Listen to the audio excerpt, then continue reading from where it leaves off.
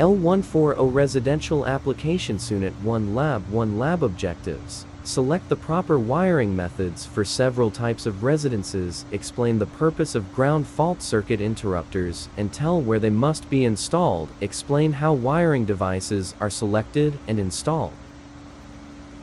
Tools: 1 screwdriver set, 1 channel locks, pliers, 1 torpedo level, 1 hammer, 1 pair of diagonal cutter, 1 pair of wire strippers. Materials: 10 feet 14 2 Romex cable with ground, 1/2-inch Romex cable fittings, 2 screw connectors, 1 single gang plastic side nail box, 1 duplex receptacle, 1 duplex receptacle plate cover, 1 single pole, 15 amps GFEI circuit breaker compatible with the branch circuit panel, Romex staples as required. Let's start our presentation. All right, welcome back. This is Mr. Sanchez with West Covina. We're conducting Unit 1, Meeting 1 for EL140 Residential. My objectives for the day: select proper wiring methods for several types of residences, explain the purpose of a GFCI, AFCI, explain the importance of the manufacturer installation specifications for whether it's a AFCI, GFCI combination breaker or it's an AFCI, GFCI receptacle. The other thing we want to know is the GFCI, AFCI receptacle. What is the difference between some of our standard receptacles? How do they receive the protection downstream to your other standard receptacles that are not AFCI, GFCI? We want to give them all these simple details because for us, it's more of a common sense thing that when we look at it. But when we look at our students' perspective, a lot of them are very clueless to all the details that we are very well accustomed to. So breaking it down point by point, detail by detail, let's start with the drawing. I start every lab assignment with some type of drawing or explanation. I want them to be able to read a manufacturer's drawing schematic. I want them to have an understanding. If they can draw it, they can build it. If they can see the wiring method, there should be no issue when it comes to application. So I always make it a point to point out to them for every class, because obviously we're always receiving newer students than the more experienced ones as we continue on through core. Explaining the turns, straight turns, grounding conductor, bare copper, green, grounded neutral, white. Obviously, I utilize blue on the board because of the whiteboard concept. And then we have the ungrounded conductors, which could be black and red typically. Nowadays, with the code requirements, we have AFCI, GFCI circuit breaker requirements. So for the most part, new construction, we want to explain to them that that's how they're going to be dealing with an AFCI, GFCI circuit. It's going to be starting at the circuit breaker itself, and how those circuit breakers are either pigtail, I'm going to say generation 1 AFCI combination breakers, or have a pigtail for the white neutral. The second generation of those AFCI, GFCI combos have a plug-on neutral. Obviously, we have to have a panel that accompanies the plug-on neutral concept. But I illustrate to them the circuit breaker symbol and the fact that the neutral and the ungrounded will have specified locations at that particular breaker. In an older home, or let's say old work, where those residences are not required to have had AFCI, GFCI breakers, nor are they required to upgrade to them. So a lot of those homes, a lot of those residences still want some GFCI, AFCI protection. Why? Because it's great for people. It has eliminated and really turned down the rate of electrocutions in homes.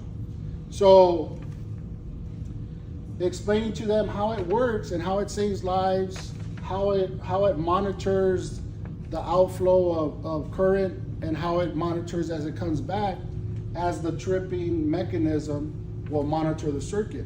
That's an explanation we want to cover with them.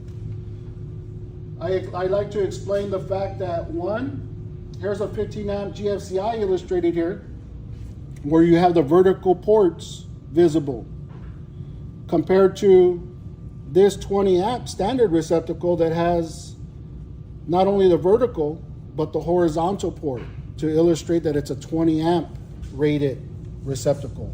So I explained to them the difference. Obviously, I'm not gonna have a circuit that starts at 15 amps, a 15 amp circuit breaker, a 15 amp GFCI, and then put in a 20 amp. I understand that. But I make that point to them that they gotta be able to see the difference, and that we don't mix the amperage ratings of devices. If we start a circuit breaker with a 20 amp, then we have 20 amp devices. If we start a circuit breaker with a 15 amp, then we have 15 amp devices. So they get that explanation thoroughly. They also get the explanation of the wiring schematic.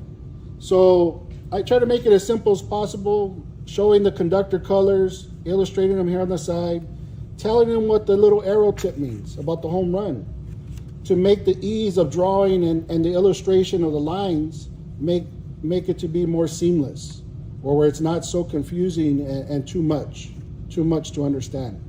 So we got our home ground neutral, we got our home run grounding circuit coming in here, we got our ungrounded conductor. Another thing I point out to them is about wire management in this illustration.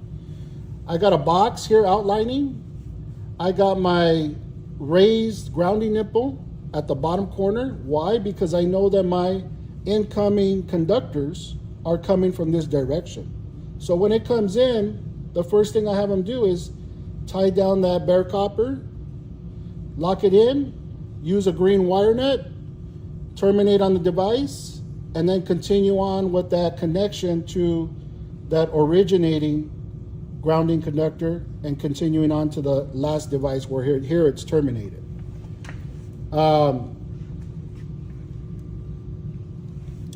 Starting back here again, we got the grounded neutral. Obviously just with the arrow tip, it's coming in on the line side of a GFCI. This is where we start bringing in the illustration of the manufacturer requiring that line side incoming power comes into the bottom, and as it's illustrated in the back of these devices. And then we leave out with that neutral through the load side and continue on to the second or downstream receptacles. We also have the ungrounded conductor coming in from the home run, coming in on the line side, exiting out through our load side, continuing on to the downstream receptacles. But one of the things that I point out to them is that incoming conductor comes in, I'm going to utilize that knockout primarily. Why? Because it's closest to my grounding raised nipple. It's coming from this direction. And I want to have a seamless and a good wiring plan management system in my box. So I want to exit directly across and continue on downstream. So you should always have one entry, one exit. That way, as an instructor, we're managing not having boxes that are all knocked out. And therefore, it kind of looks trashy after a certain point when we have a box that's all knocked out and a student is looking like, well, this has been used. So I try to limit it to 1 and 2 knockouts all the time. And they utilize that box and they say, oh, it looks pretty good. It's in good shape. So it's about perceptions too, fellas. As we come in, we follow that same format downstream. I know that my incoming power is coming from the left. I'm gonna have my grounding nipple closest again to that entry of the left side here for that knockout. And obviously we're terminating in this section. Again, I got my neutral coming in. And I tell them, just like a standard receptacle, it doesn't have illustrated by the manufacturer line and load, but I want them to practice that same concept repeatedly. Come into the bottom of a receptacle with your incoming power as if it was defined as line. Come in with your grounding neutral as if defined as if it was line, right? And if they had to continue on, then they could use the top side as defined as load. And obviously the grounding system is attaching to the box, attaching to the device, and our circuit is complete. One of the other things that we want to point out is here on the plan. So that one of the back points that I want to mention is make sure that we take advantage of the fact that, one, what does the NEC require for these circuits? What does it require for the materials? What does it require as far as applying a load for this type of device, for a receptacle? How much volt amperes is required for each receptacle in the circuit based on whether we're starting with a 20 amp circuit or a 15 amp circuit. We want to make sure that we have the understanding that this is a regular standard receptacle, that we're going to have a multiple of 3 in the circuit, but like I said, we're going to determine, like I gave my class a little calculation based on the NEC's recommendation of applying 180 volt amps to each receptacle in the circuit. And I give them a size of a room, and they can determine how many are going to be able to apply and fit in that room within that parameter of that calculation using Watt's law. So in this illustration, I'm just giving you the first and the second so that you can see how it would continue on and so forth. So just keep that in mind, that always incorporate the NEC in the materials. What does the NEC say about my materials I'm using today? What does NEC say about the requirements of AFCI, GFCI? And like in California, again, we want to make sure that we're following all the standard codes like California Electrical Code, Title 24, and seeing if there's any more restrictive codes that we are aware of, whether it be an AHJ jurisdiction that we worked in and so forth.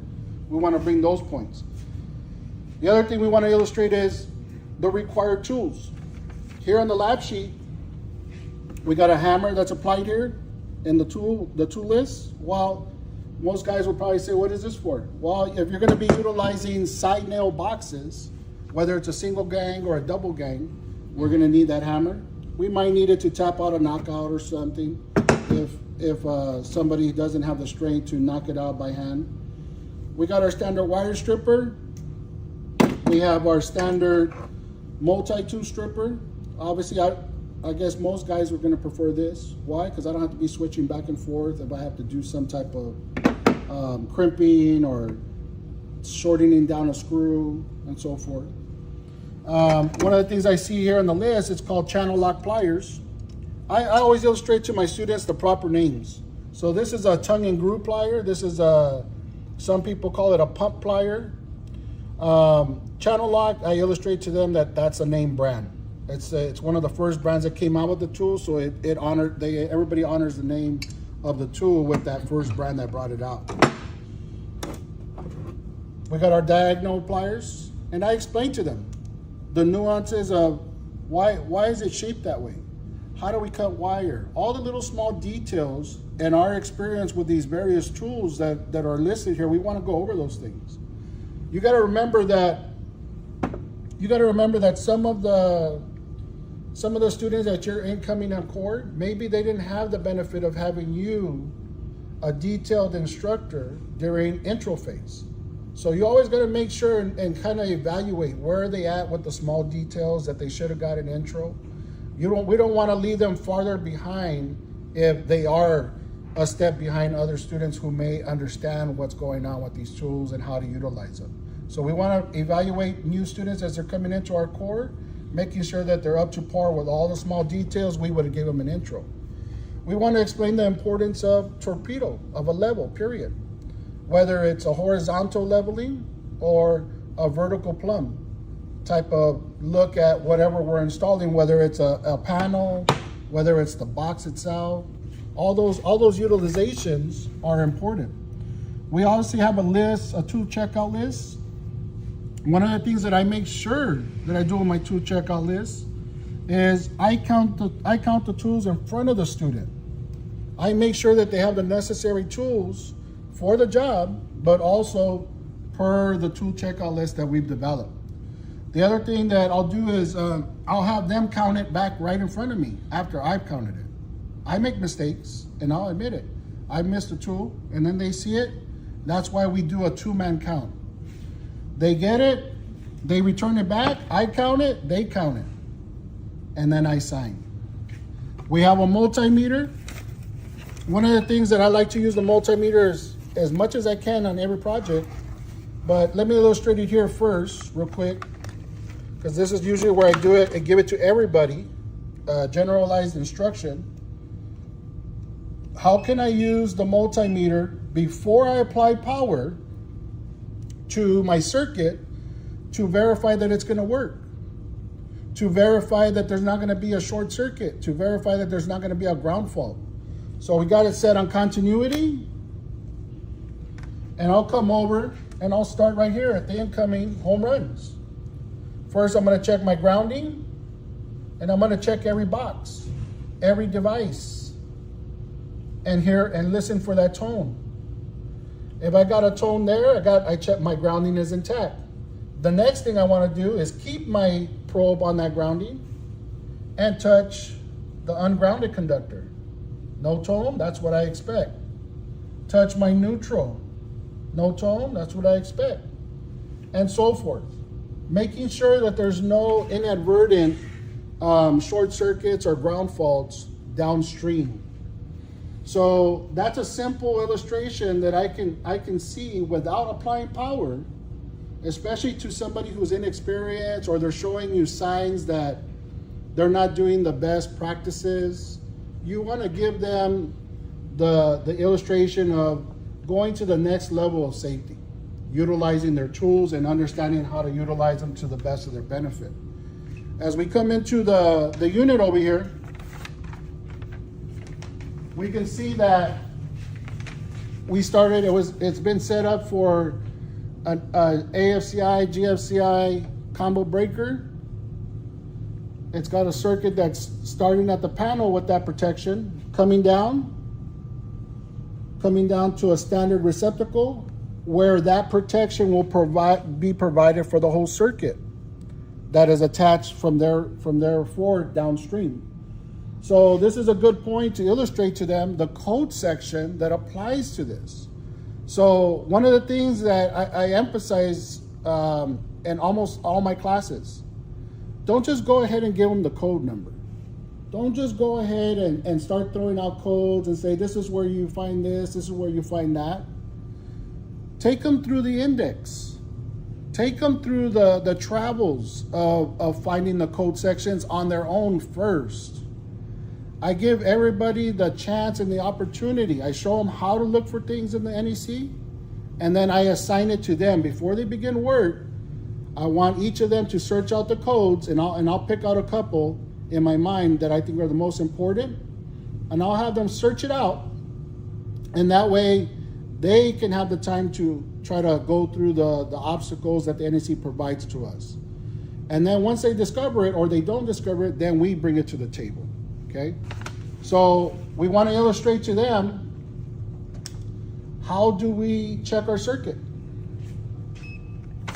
We want to make sure that our circuit is, one, we're set for the proper voltage, whether it's AC or DC. What do we have here at the panel? And before I even energize, I want to make sure I give that visual check. I want to make sure things look appropriately connected.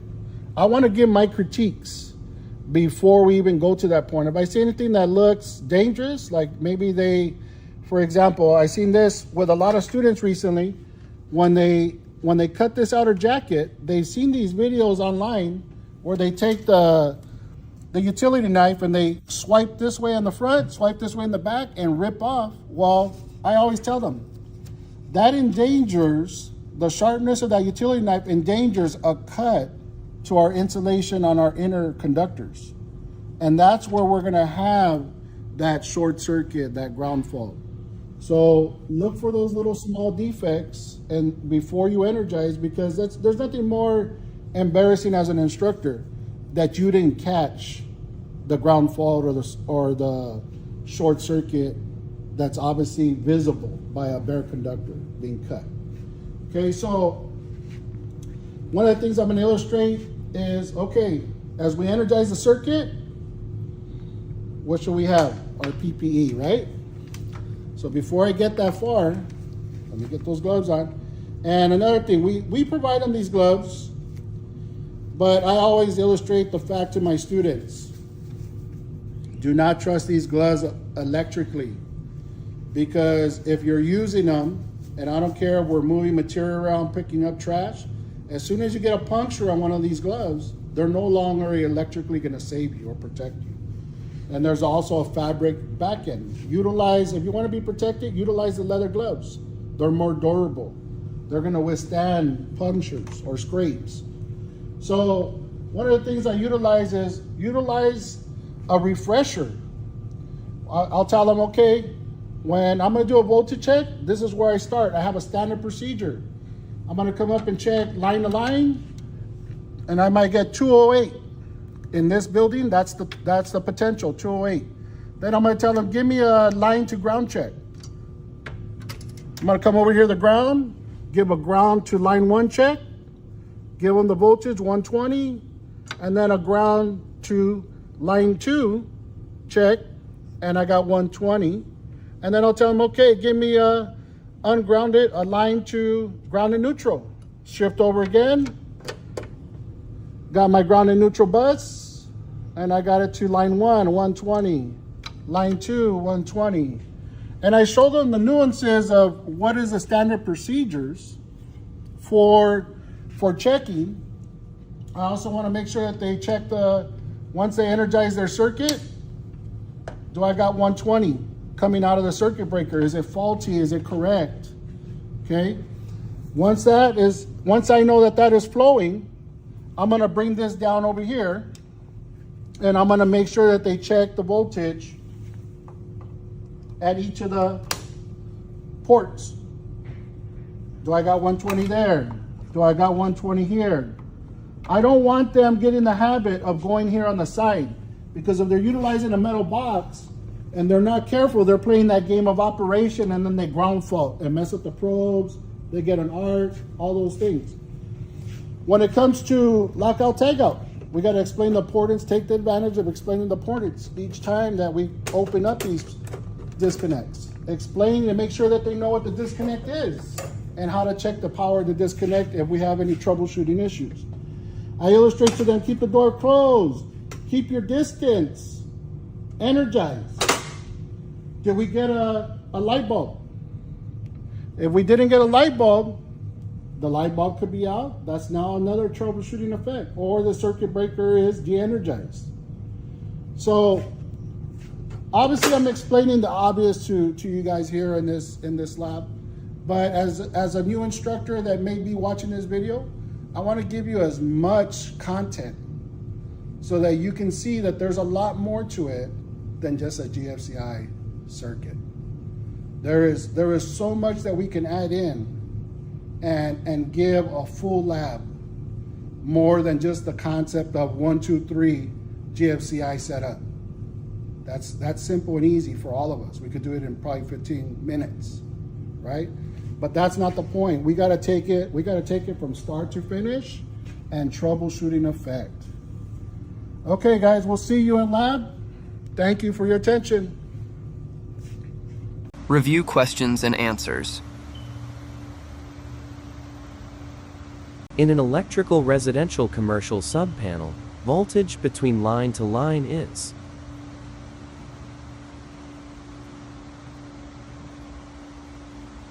208 volts AC. When the GFCI breaker in an electrical subpanel is not energized and you use a multimeter to test continuity between ground and ungrounded line, there should no be a tone, true or false. True.